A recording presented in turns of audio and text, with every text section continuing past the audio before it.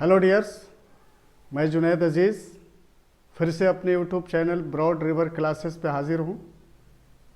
आज जो डिस्कशन का टॉपिक होगा वो भारत में राष्ट्रवाद और राष्ट्रवादी आंदोलन।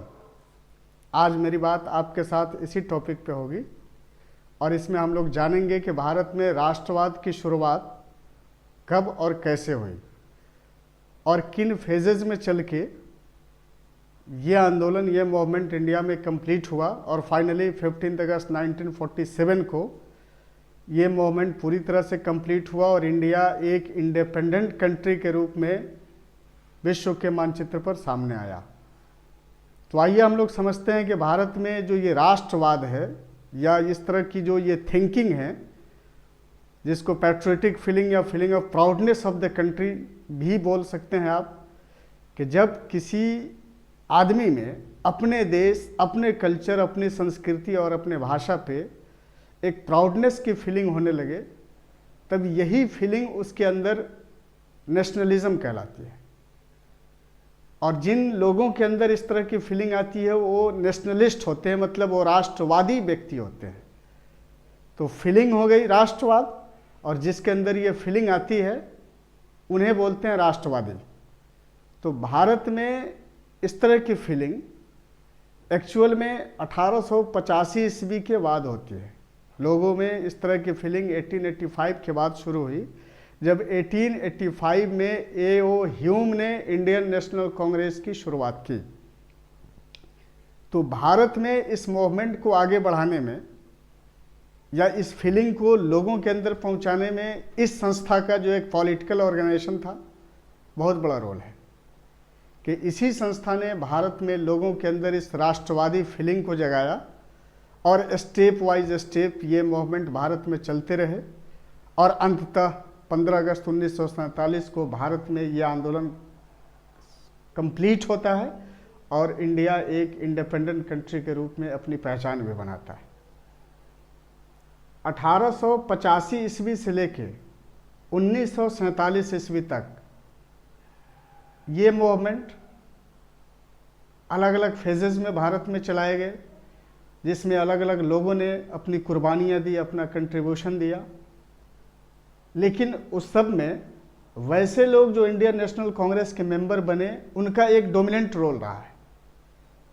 तो आप देखेंगे कि 1885 ईस्वी से लेकर के 1905 ईस्वी, मतलब 20 साल तक इनिशियल स्टेज में इंडियन नेशनल कांग्रेस का जो ये पीरियड लगभग 20 साल का रहा है, तो 20 साल के इस पीरियड में कांग्रेस ने नेशनल मूवमेंट के फील्ड में कोई बहुत बड़ा कारनामा अंजाम नहीं दिया।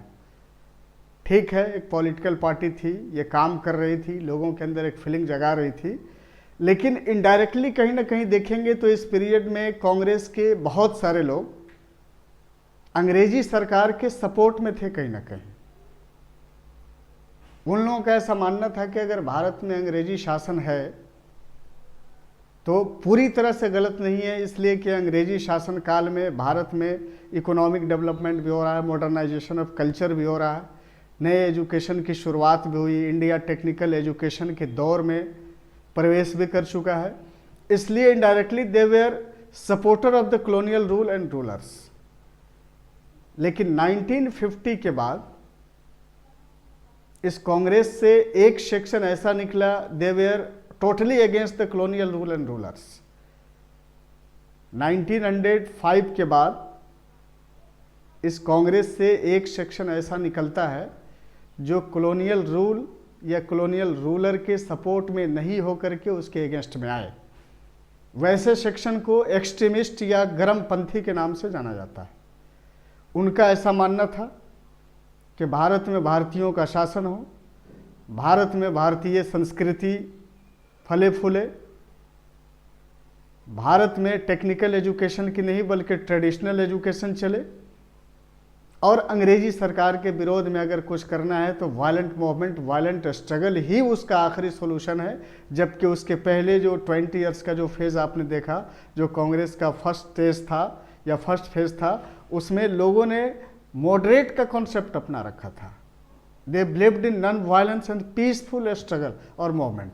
उन लोगों का ऐसा मानना था कि अंग्रेजी सरकार के विरोध में शांति प्रिय आंदोलन हो, अहिंसा की कहीं से कोई जगह उसमें नहीं है और नहीं होनी चाहिए। जबकि दूसरा सेक्शन है उसका ऐसा मानना है कि बिना अहिंसा के कभी भी ये मूवमेंट कामयाब नहीं हो सकता। अगर इस राष्ट्रवादी आंदोलन को हमें कामयाब बनाना है तो इसमें अहिंसा का रास्ता हिंसा का रास्ता कहीं ना कहीं अपनाना ही पड़ेगा। इसलिए वे लोग मॉडरेट के इस नॉन वायलेंस पॉलिसी के अगेंस्ट में थे और वायलेंट मूवमेंट के सपोर्ट में थे। तो ये दूसरा सेक्शन जो आता है कांग्रेस का, ये उनकी ऐसी सोच या उनका ऐसा मानना है। लेकिन अब आप देखेंगे कि जो 15 अगस्त 1947 को जो आपका भारत एक स्वतंत्र भारत के रूप में सामने आया, तो इसका मतलब ये नहीं होता है कि आपने कोशिश 15 अगस्त 1947 को की और 15 अगस्त को ही आपने रिजल्ट देखे, ऐसा नहीं है। बल्कि जो फल आपने 15 अगस्त 1947 को काटे थे, दरअसल उसकी जड़ें उससे सैकड़ों साल पहले लगाई गई थी। उसके पेड़ सैकड़ों साल पहले लगाए गए थे और उस पेड़ का फल आपने 15 अगस्त 1947 को भारत के स्वतंत्रता दिवस के रूप में आपने काटा या प्राप्त किया।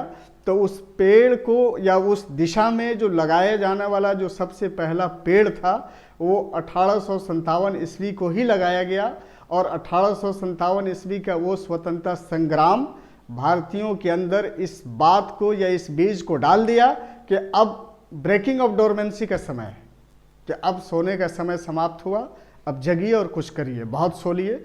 और तभी से लोगों के अंदर इस तरह की फीलिंग जगी और उसमें उन लोगों का एक बहुत बड़ा क्रेडिट है या उन लोगों की एक बहुत बड़ी कुर्बानी है कि जिन्होंने भारत में जनता के अंदर इस विश्वास को जगाया कि अगर अब हम सोए रहें तो शायद बहुत देर हो जाएगी, इसलिए अब समय आ गया है और कुछ करिए, जगिए और कुछ करिए।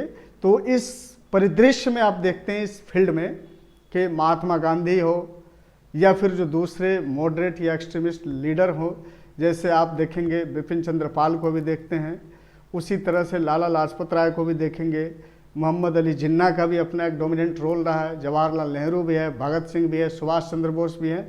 ये जितने भी उस समय के जो ये सोशल या पॉलिटिकल एक्टिविस्ट उस समय के थे, इन्होंने एक बहुत बड़ी कुर्बानी दी। और कुर्बानी मतलब उन पेड़ों को सींचने में, जो पेड़ 1857 में पहले लोगों ने लगाए, तो उस पेड़ को लोगों ने बड़ी मेहनत से सींचा और फाइनली 15 अगस्त को उसके फल आपके सामने आए कि भारत जो सैकड़ों साल से गुलामी की जंजीरों में जकड़ा हुआ था, वो 15 अगस्त 1947 ईस्वी को ये जंजीरें कट गई और भारत एक स्वतंत्र राष्ट्र के रूप में दुनिया के सामने आया। तो ये भारत में राष्ट्रवाद की जो एक्चुअल शुरुआत है वो 1885 ईस्वी से होती है, जो अलग अलग स्टेजेस में चलते रहे और फाइनली हम लोग वहाँ तक पहुँचे कि राष्ट्रवादी आंदोलन का जो उद्देश्य था कि इंडिया को एक स्वतंत्र, एक सेकुलर, एक समाजवादी राष्ट्र के रूप में स्थापित करना, तो ये उद्देश्य आपका 15 अगस्त को पूरा होता है। तो भारत में ये राष्ट्रवादी आंदोलन अचानक किसी एक सडन अपहीवल का नाम नहीं है कि अचानक कोई घटना घटी और वो रिजल्ट आपके सामने आए, बल्कि it was the result of slow and secular process. Bharat में यह आंदोलन एक स्लो और सेकुलर प्रोसेस का रिजल्ट है। कई सारे प्रोसेस में स्टेप वाइज स्टेप चलते चलते, मतलब जो दरख्त या जो पेड़ आपने 1857 को लगाए थे वो बाद में एक तनावर दरख्त बना, फिर उसकी डालियां बाहर निकली और डालियों में फिर फल आए और वही फल आपने 15 अगस्त 1947 को काटा और इस तरह से भारत में राष्ट्रवादी आंदोलन समाप्त होता है। तो अगले दिनों में जो मेरी बात इस पर होगी कि जो इंडियन नेशनल कांग्रेस का फॉर्मेशन 1885 में हुआ था, इसने भारत में इस आंदोलन को कंप्लीट करने में एक डोमिनेंट रोल प्ले किया और कैसे स्टेप वाइज चलते चलते इस कांग्रेस ने आपको 15 अगस्त 1947 को आज़ादी दिलाई। और तब तक राष्ट्रवादी आंदोलन को समझने के लिए या जानने के लिए आप इस चैनल पे बने रहिए। हम हर रोज़ आपके लिए कुछ ना कुछ नई चीज़ें लेकर के आएंगे और आप देखिए, इससे एडवांटेज लीजिए। और अगर आपको कहीं से लगता है तो आप मुझे सजेस्ट भी कीजिए। मेरी बात अगर समझ में आ रही है आपको तो आप इसको नोट डाउन भी कर सकते हैं। जहां आपको लगता है कि मुझे सजेशन की ज़रूरत है तो आप मुझे सजेस्ट कीजिए। आपका सजेशन सर आँखों पर। Thanks and have a nice day.